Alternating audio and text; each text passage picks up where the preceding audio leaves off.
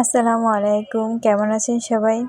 আশা করি সবাই ভালো আছেন। আলহামদুলিল্লাহ আমিও ভালো আছি।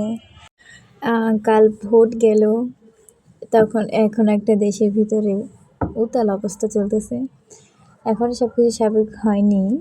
প্রধানমন্ত্রী যদিও নির্বাচন করা হয়ে গেছে, আশা করি উনি দেশের জন্য, দেশের মানুষের জন্য কল্যাণের সাথে কাজ করবেন, এটাই প্রত্যাশা করি। যেহেতু এত বছর দুর্নীতি নিয়েই চলেছে দেশ, এখন আমরা সবাই দুর্নীতিমুক্ত একটা দেশের প্রত্যাশা করি। যাই হোক, এইসব কথা বাদ দিয়ে আমরা যাদের সাধারণ মানুষ খেয়ে খেটে নিজেদের উপার্জনে চলতে হয়। দেশের সবার ভালো হোক, এটাই সবসময় দোয়া করি, সবসময় চাই।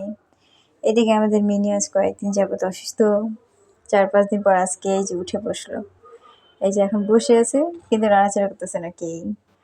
ঠান্ডা জ্বর ভাব। ও আওয়াজ না করলে বাসা মনে হয় কি কেউই নেই, বাসাটা একবারে খালি। সবাই ওর জন্য দোয়া করবেন।